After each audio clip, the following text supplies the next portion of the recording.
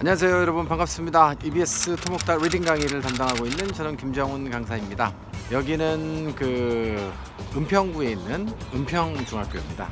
은평중학교니까 당연히 은평구에 있겠군요. 뒤쪽에 이제 학생들이 한두 분씩 걸어서 입실하고 있는 것이 이제 보이시죠? 사실은 제가 지금 몸이 굉장히 좀 안 좋은 상태예요. 지금 독감이 좀 걸려서 몸이 좀 안 좋은 상태지만 더욱더 그럴수록 더 최선을 다해서 오늘 시험을 치르고 그 다음에 알찬 총평 여러분들과 함께 나누어 보도록 하겠습니다. 자, 여러분들 시험 치르시느라고 수고들 하셨습니다. 그런데 저희 은평중학교 같은 경우에는 오늘 스피커에 아마 문제가 조금 있었던 모양이죠. 그래가지고 시험 시작이 좀 늦게 되었습니다. 그래서 지금 12시 20분경 시험이 지금 마무리가 되어서 지금 막 제가 지금 나온 상황이고요.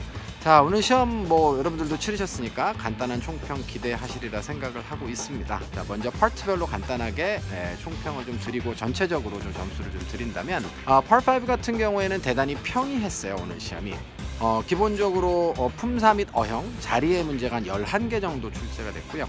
그 다음에 이제 어휘 문제가 한 15개 정도 출제가 됐습니다. 자, 그러면 나머지 4개가 순수 어법 문제였다는 것이죠. 이렇게 이제 구성이 돼 있었는데 저희가 EBS랑의 토예특이라고 있어요. 토익 예상 문제 프리특강 무료로 저희가 제공하는 컨텐츠가 있는데 거기에서 늘상 제가 강조하던 것들이 이번 달에 탁 나와서 보자마자 저는 기분이 굉장히 좋았는데, 자, 제 수업을 들으시는 학생들은 아마 잘 맞추어서 기분이 좋았을 것으로 생각이 됩니다. 자, 뭐였냐면은 towards the end of your stay 라고 하는 표현이었어요. 당신이 머무르는 기간의 마지막 지점쯤에, 이런 얘기죠. towards가 보통 방향을 나타내서 어디를 향해서 라고 하는 뜻도 있지만 towards에는 어떤 시점과 결합되면 언제 경에 라고 해서 출제가 간간히 되는데, 제가 요거는 아주 여러 차례 이렇게 강조를 드렸던 그런 내용이었던 것 같습니다. 그리고 또 하나 이제 특이하게 생각나는 문제 하나가 어법 문제인데 시제를 찾는 문제였죠. 그런데 while 이하의 미래 시점이 필요했어요. 미래에 뭐뭐 하는 동안에 무슨 일이 일어날 거야 라고 하는 문제였는데요. 보통 시간과 조건의 부사절 안에서는 현재가 미래를 대신해야 된다 라고 하는 그런 아이템이 출제된다는 건 여러분들도 잘 아시잖아요. 그쵸? 그런데 현재가 안 나왔어요, 선택지 중에. 이 경우에는 어떻게 써야 되죠? 자, 그래서 이것도 마찬가지로 저희 토목달 강의를 들으시는 학생들 같은 경우에 제가 이제 많이 강조하는 내용인데요. 시간과 조건의 부사절 안에서 현재 완료는 미래 완료를 대신하기 때문에 will have pp의 의미를 가지게 됩니다. 그래서 이번에는 현재 시제가 선택지 중에 없었기 때문에 여러분들이 현재 완료 시제를 미래 완료 시제의 대용으로 찾으셨어야 되는 문제가 출제되었는데 잘 맞추셨는지 모르겠어요. 그 정도 문제가 좀 특이한 그런 상황이었고요. Part 5 같은 경우에 그냥 평범한 그런 수준이었습니다. Part 6도 마찬가지로 굉장히 평범했는데요. 자리 문제, 그러니까 품사 및 어형의 문제는 2개가 출제가 됐고요. 그리고 빈칸 추론이 4개가 출제되니까 총 16문항 중에 지금 6문항이 처리가 된 거고요. 나머지 7문항이 어휘 문제였어요. 그리고 이제 3개 정도가 어법의 문제였는데요. 어법은 전통적으로 Part 6에서는 시제 문제가 많이 출제가 되죠. 그래서 수동태, 능동태와 시제 문제가 출제가 되었고요. 이번에는 전혀 특징을 우리가 특별하게 생각할 것이 별로 없었던 평이한 수준의 그런 시험이었다, 이렇게 판단하시면 될 것 같습니다.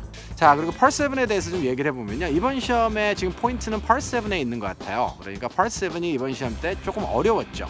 그러니까 텍스트량이 특히 많아지거나 이러진 않았지만 싱글 패시지에서 중간 이후로 넘어가면서 지문의 난이도 자체가 그냥 다른 시험보다 조금 좀 많았던 것 같아요.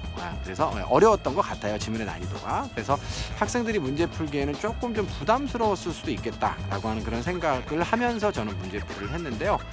그렇다고 해서 구성상의 무슨 특징이 나타나고 있지는 않습니다. 그러니까 구성상으로 보면요, 거의 똑같아요. 그러니까 일반 정보를 묻는 문제, 세부 정보를 묻는 문제, 추론해야 되는 문제, 대조해야 되는 문제, 동의어 문제, 그 다음에 문장 삽입, 이런 것들이 골고루 출제됐는데 요거는 최근의 추세이기도 하지만 동의어 문제가 갈수록 줄고 있어요. 한 2개 정도 오늘은 출제됐고요. 지난 시험에 하나 나왔잖아요.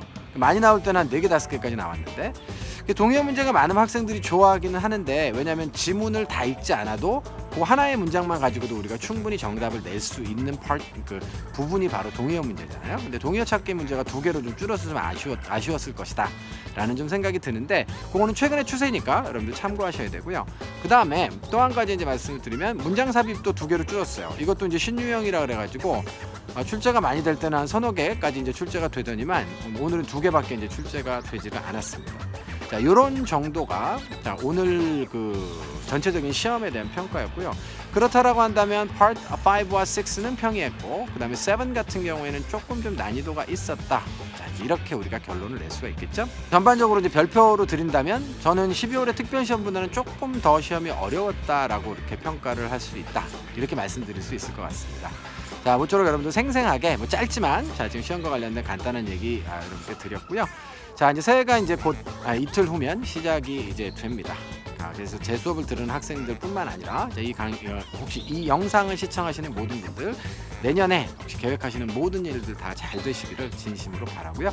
자, EBS 랑도 최선을 다해서 여러분들께 좀 더 좋은 컨텐츠 제공할 수 있도록 노력하겠습니다. 자, 새해 복들 많이 받으시고요. 올 한 해 차분하게 마무리 잘 하시죠. 시험 치르시느라 수고하셨습니다.